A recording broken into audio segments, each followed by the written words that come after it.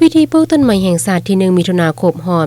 45 ปีอยู่เมืองปักกระดิ่งแขวงบุรีรัมย์ไซได้จัดขึ้นในตอนเช้าของวันที่30พฤษภาคม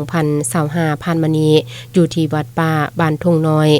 ภายใต้การเป็นประธานของท่านเกียววงทองกรมมะเสงรักษาการเจ้าเมืองปากกระดิ่งเป็นเกียรติของร่วมของท่านปุณคบจันทวงศ์เลขาคณะบริหารงานภาคเมืองปากกระดิ่ง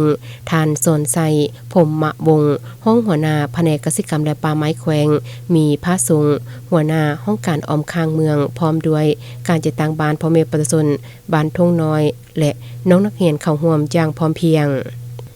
ในพิธีได้ประชาสัมพันธ์ให้เข้าใจถึงความสำคัญของงานปลูกต้นไม้แห่งชาติที่1มิถุนายนหลังจากนั้นท่านควรใส่ปัญญานุวงศ์ห้องหัวหน้าห้องการกสิกรรมป่าไม้เมืองก็ได้รายงานว่าระยะผ่านมาห้องการกสิกรรมและป่าไม้ได้มีการสุกอยู่ส่งเสริมให้บุคคลนิติบุคคลหรือการจัดตั้งลงทุนใช้การคุ้มครองปกปักรักษานำใส่ป่าไม้และปลูกไม้เป็นสินค้าเพื่อปกปักรักษาสิ่งแวดล้อมแหล่งน้ำชีวนานาพันธุ์หลุดพ้นการนำใส่ไม้จากป่าธรรมชาติหับประกันการสนองวัตถุดิบเข้าในการปรุงแต่งทั้งเป็นการสร้างรายรับและปรับปรุงชีวิตการเป็นอยู่ของประชาชนให้ดีขึ้นเทอละก้าว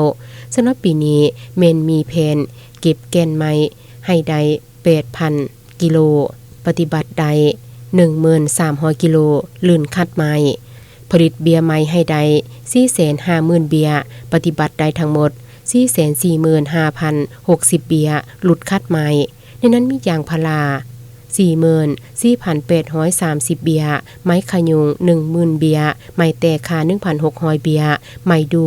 950 เบียร์ไม้เกษณา 3,200 เบียร์กำหนดเนื้อที่ปลูกไม้ให้ได้774 กว่าเฮกตาร์การปฏิบัติคาดว่าจะได้ตามคัดไม้สำหรับพิธีปลูกต้นไม้แห่งชาติปี 2025 นี้ได้กำหนดเอาวัดป่าบ้านทุ่งน้อยมีเนื้อที่ 5.5 เฮกตาร์อยู่ในเขตคุ้มครองของบ้านทุ่งน้อยเบี้ยไม้ที่นำมาปลูกในครั้งนี้มีจำนวน 2,500 เบี้ยในนั้นมีเบี้ยไม้ขยุง 10,000 เบี้ยเบี้ยไม้แตกค่า 1,000 เบี้ยและเบี้ยไม้ดู500 เบี้ยหลังจากนั้นท่านแก้ววงทองกรมมะแสงรักษาการเจ้าเมืองปากกระดิ่งได้กล่าวเปิดพิธีซึ่งบางตอนท่านได้เรียกร้องมายังการจัดตั้งทุกภาคส่วนนักธุรกิจพ่อค้าเช้าขายตลอดฮอดพ่อแม่ประชาชนบัดเฒ่าในขอบเขตเมืองปากกระดิ่งจงเห็นความสำคัญในการปลูกต้นไม้การฟื้นฟูป่าและการปกปักรักษาทรัพยากรป่าไม้เพื่ออนาคตของลูกหลานและยกระดับความปกห่มของป่าไม้ให้ได้หลายกว่า70ส่วนหอยฮอดปี 2030 ของเนื้อที่ทั่วประเทศและยังได้เรียกร้องมายังการจัดตั้งและพ่อแม่ประชาชนบ้านทุ่งน้อยจนได้เอาใจใส่ปกปักรักษาเบี้ยไม้ที่นำมาปลูกในมื้อนี้ให้มีการเติบใหญ่ขยายตัวกลายเป็นป่าไม้ที่ตึบหนาเขียวสดงดงามและในโอกาสเดียวกันคณะประธานก็ยังได้นำพาปลูกเบี้ยไม้จังเป็นขบวนการฟูดฟื้น